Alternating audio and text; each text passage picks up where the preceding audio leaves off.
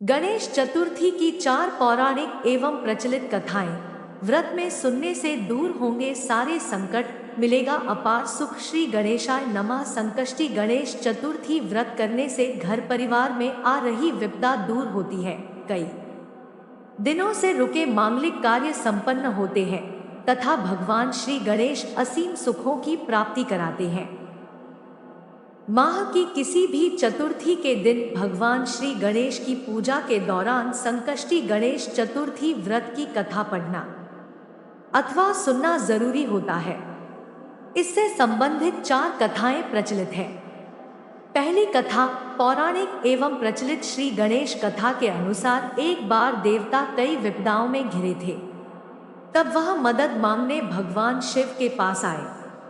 उस समय शिव के साथ कार्तिकेय तथा गणेश जी भी बैठे थे। देवताओं की बात सुनकर शिव जी ने कार्तिकेय व गणेश जी से पूछा कि तुम में से कौन देवताओं के कष्टों का निवारण कर सकता है। तब कार्तिकेय व गणेश जी दोनों ने कि स्वयं को इस कार्य के लिए सक्षम बताया। इस पर भगवान शिव ने दोनों की परीक्षा लेते हुए कहा कि तुम दोनों में से जो सबसे पहले पृथ्वी की परिक्रमा करके आएगा वही देवताओं की मदद करने जाएगा। भगवान शिव के मुख से यह वचन सुनते ही कार्तिकेय अपने वाहन मोर पर बैठकर पृथ्वी की परिक्रमा के लिए निकल गए, परंतु गणेश जी सोच में पड़ गए कि वह चूहे के ऊपर चढ़कर सारी पृथ्वी की परिक्रमा करेंगे तो इस कार्य में उन्हें बहुत समय लग जाएगा। तभी उन्हें एक उपाय सूझा। गणेश अपने स्थान से उठे और अपने माता पिता की 7 बार परिक्रमा करके वापस बैठ गए। परिक्रमा करके लौटने पर कार्तिकेय स्वयं को विजेता बताने लगे। तब शिव जी ने श्री गणेश से पृथ्वी की परिक्रमा न करने का कारण पूछा। तब गणेश ने कहा, माता पिता के चरणों में ही समस्त लोक हैं। यह सुनकर भगवान शिव ने गणेश जी को देवताओं के संकट दूर करने की आज्ञा दी। इस प्रकार भगवान शिव ने गणेश जी को आशीर्वाद दिया कि चतुर्थी के दिन जो तुम्हारा पूजन करेगा और रात्रि में चंद्रमा को अर्घ्य देगा उसके तीनों ताप यानी दैहिक ताप, दैविक ताप तथा भौतिक ताप दूर होंगे। इस व्रत को करने से व्रतधारी के सभी तरह के दुख दूर होंगे और उसे जीवन के भौतिक सुखों की प्राप्ति होगी। चारों तरफ से मनुष्य की सुख समृद्धि बढ़ेगी, पुत्र पौत्रादि धन ऐश्वर्य की कमी नहीं रहेगी। गणेश चतुर्थी व्रत की दूसरी कथा एक समय की बात है। राजा हरिश्चंद्र के राज्य में एक कुम्हार था। वह मिट्टी के बर्तन बनाता, लेकिन वे कच्चे रह जाते थे। एक पुजारी की सलाह पर उसने इस समस्या को दूर करने के लिए एक छोटे बालक को मिट्टी के बर्तनों के साथ आवा में डाल दिया। उस दिन संकष्टी चतुर्थी का दिन था। उस बच्चे की मां अपने बेटे के लिए परेशान थी। उसने गणेश जी से बेटे की कुशलता की प्रार्थना की।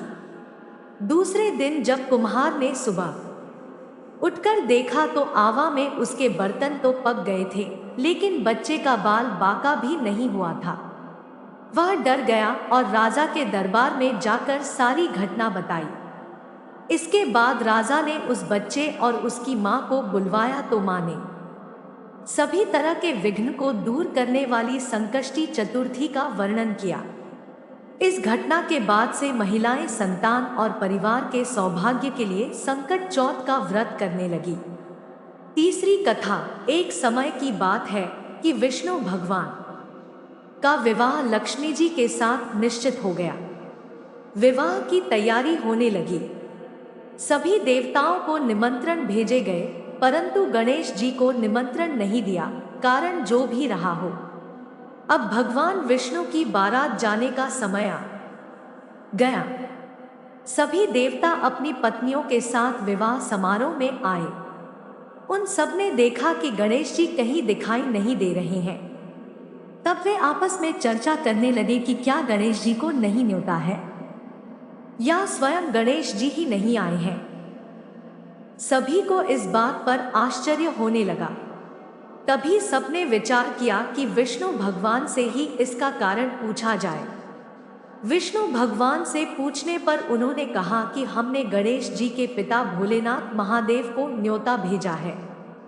यदि गणेश जी अपने पिता के साथ आना चाहते तो आ जाते, अलग से न्योता देने की कोई आवश्यकता भी नहीं थी।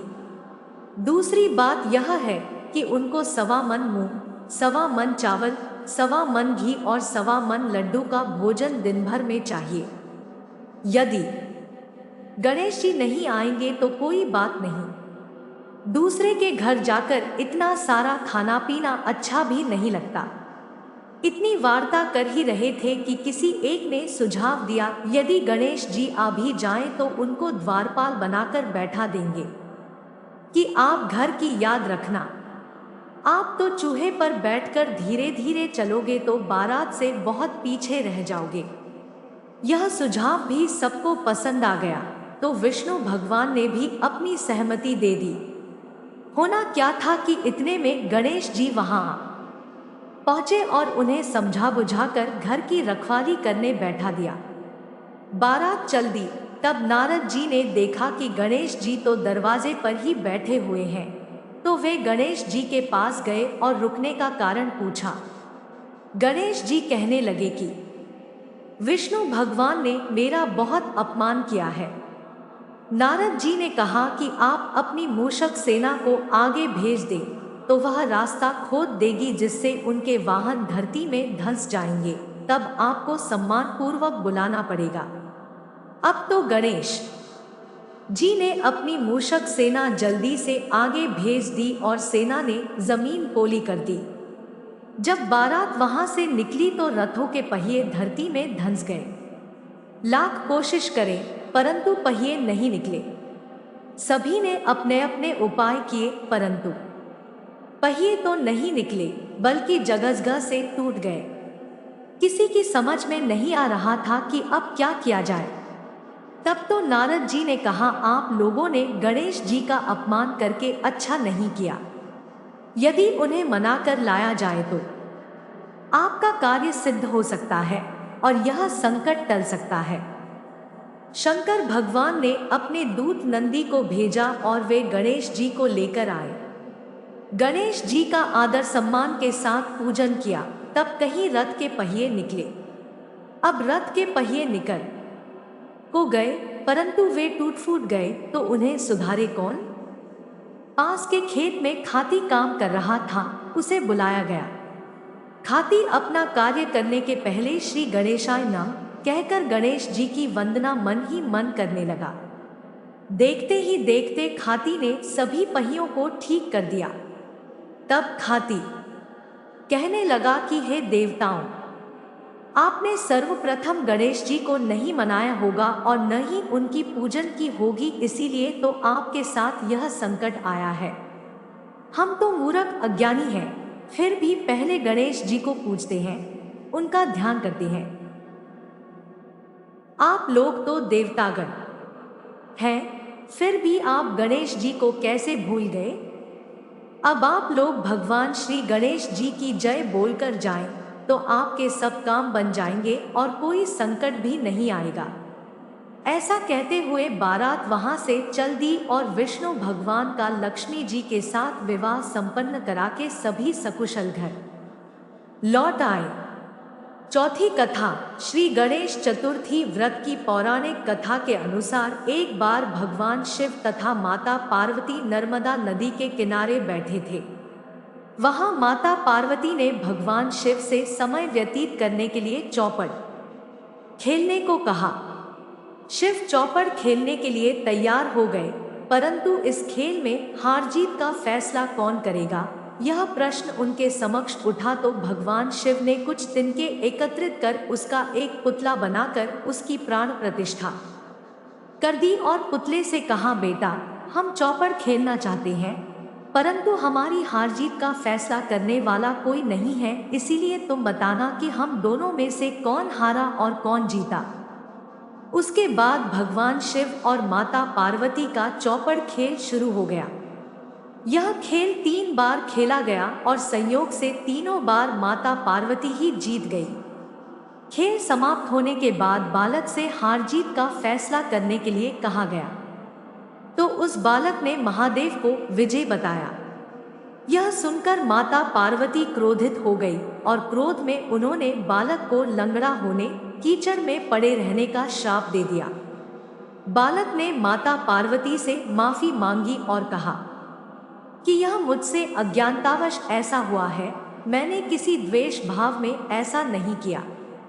बालक द्वारा क्षमा मांगने पर माता ने कहा, यहाँ गणेश पूजन के लिए नाग कन्याएं आएंगी, उनके कहे अनुसार तुम गणेश व्रत करो, ऐसा करने से तुम मुझे प्राप्त करोगे। यह कहकर माता पार्वती शिव के साथ कैलाश पर्वत पर चली गई। 1 वर्ष के बाद उस स्थान पर नाग कन्याएं आईं। तब नाग कन्याओं से श्री गणेश के व्रत की विधि मालूम करने पर उस बालक ने 21 दिन लगातार गणेश जी का व्रत किया। उसकी श्रद्धा से गणेश जी प्रसन्न हुए। उन्होंने बालक को मनोवांछित फल मांगने के लिए कहा। उस पर उस बालक ने कहा, हे विनायक, मुझ में इतनी शक्ति दीजिए कि मैं अपने पैरों से चलकर अपने माता पिता के साथ कैलाश पर्वत पर पहुंच सकूं और वे यह देख प्रसन्न हों। तब बालक को वरदान देकर श्री गणेश अंतर्ध्यान हो गए। इसके बाद वह बालक कैलाश पर्वत पर पहुंच गया और कैलाश पर्वत पर पहुंचने की अपनी कथा उसने भगवान शिव को सुनाई। चौपड़ वाले दिन से माता पार्वती शिवजी से विमुख हो गई थी। देवी के रुष्ट होने पर भगवान शिव ने भी बालक के बताए अनुसार 21 दिनों तक श्री गणेश का व्रत किया। इस व्रत के प्रभाव से माता पार्वती के मन से भगवान शिव के लिए जो नाराजगी थी वह समाप्त हो गई। तब यह व्रत विधि भगवान शंकर ने माता पार्वती को बताई। यह सुनकर माता पार्वती के मन में भी अपने पुत्र कार्तिकेय से मिलने की इच्छा जागृत हुई। तब माता पार्वती ने भी 21 दिन तक श्री गणेश का व्रत किया तथा दूर्वा, फूल और लड्डुओं से गणेश जी का पूजन अर्चन किया। व्रत के 21वें दिन कार्तिकेय स्वयं माता पार्वती जी से आ मिले।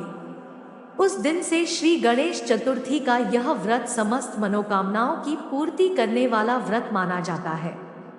इस व्रत को करने से मनुष्य के सारे कष्ट दूर होकर मनुष्य को समस्त सुख सुविधाएं प्राप्त होती है।